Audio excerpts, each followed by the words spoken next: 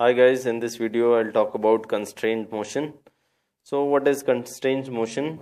When motion of an object is dependent or related to motion of other object. Okay, the relation between their displacement, velocities and acceleration are called constraint relation. Okay, so let's say if these two objects are moving with let's say v1 and v2 and their velocities are related. Let's say v1 is 2 times v2 or v2 is 2 times v1. So that relation which relates their velocities or their displacements or their accelerations is called constraint relation. Okay, so type 1, length of tight rope and rigid rods remain constant. This is the basic concept, and we will see in all the questions of tight rope and rods we can apply this equation or this concept. We have to find the relation between their velocities. So how we do it? We draw this is a fixed point. We draw their locations as this is x1, x2. From a fixed point, draw their positions. This is x1. And try to find out the length of the string in terms of x1, x2 and other constants. This is a constant height. The pulley is not moving and this is also not moving. Let's say L0. So I can write length of the string as x2 plus x1, and this portion will be x1 minus L0 plus x1 minus L0.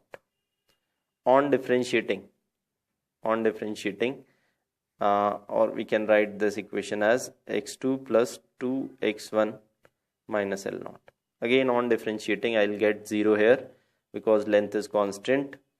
dx2 by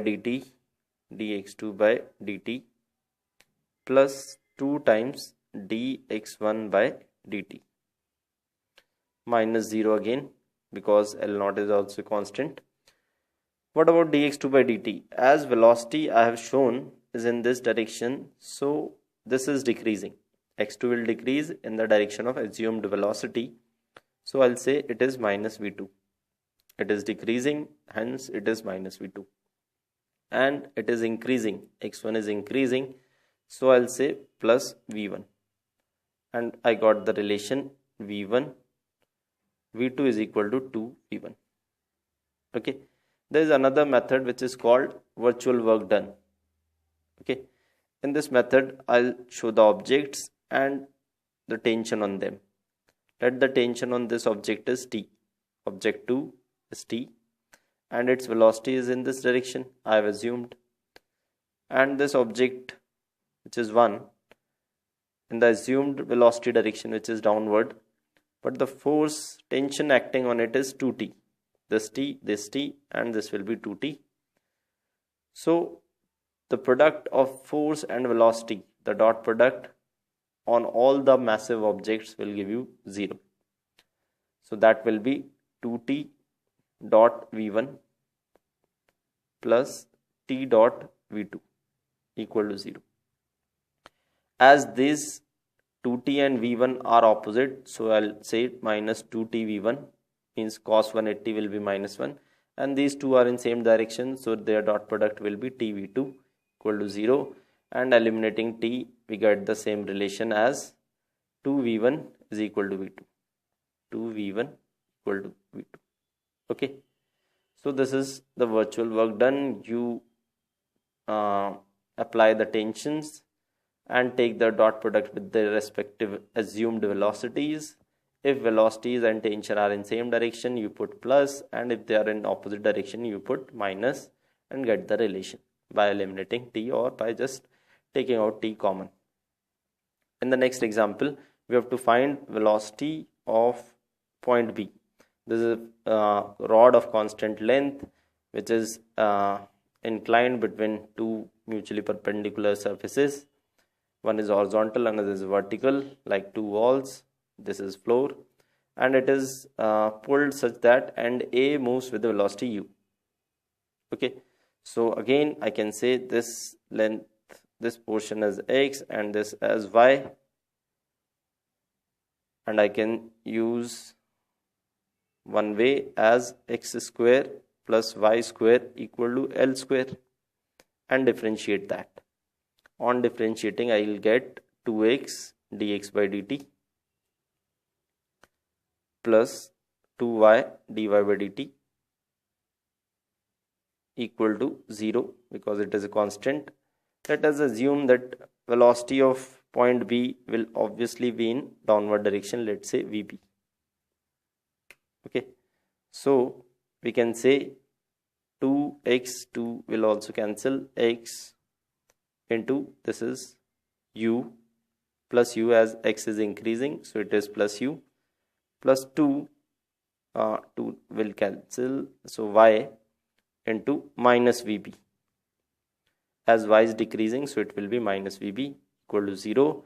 We get x u equal to y VB. So what is u by VB, which is y by x? Y by x is nothing but tan theta. So what we get, u as VB tan theta. Okay, this is the final relation we get. Again, this question also has a different method. We can solve it like this. These are the 2 points on the rod. One is moving in this direction, one is moving in this direction. So the component of velocities along the rod must be same, otherwise rod will either elongate or contract.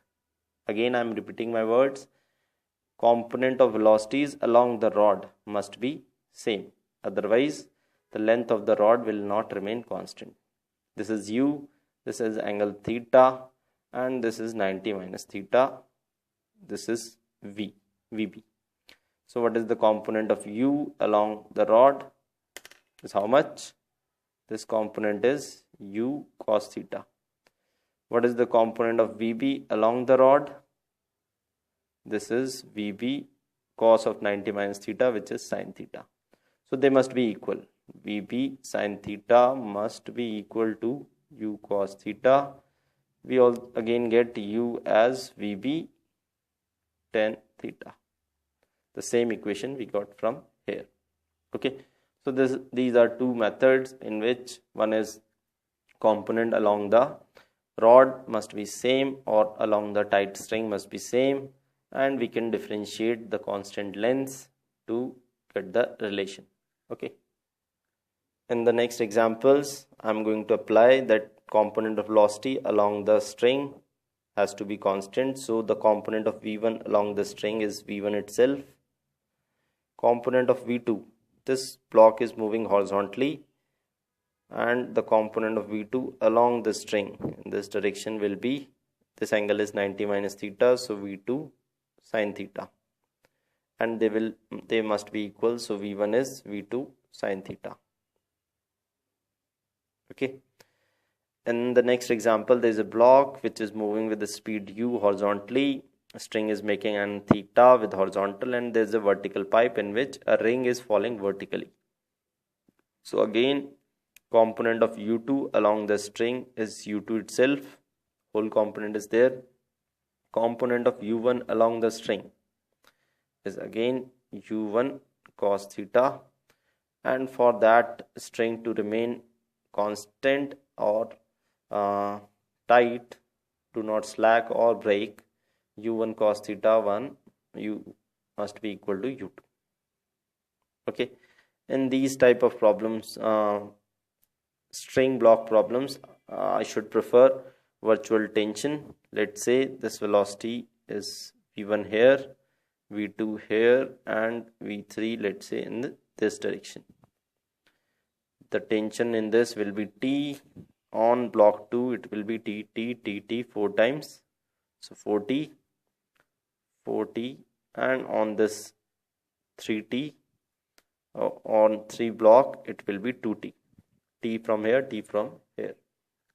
So what we get, T dot V1 plus 4T dot V2 plus 2T dot V3 These are the massive objects which are moving. This dot product will be positive, so TV1, same direction, opposite direction, so it will be negative 4TV2, and this dot product will also be positive because same direction, so 2TV3 equal to 0. Just cancel T, we get V1 plus 2V3 as 4V2. This is the relation. We can get the similar relation just by differentiating A1 plus 2A3 is equal to 4A2. Okay. So in this manner, we can solve this constraint relation of the objects. Enjoy.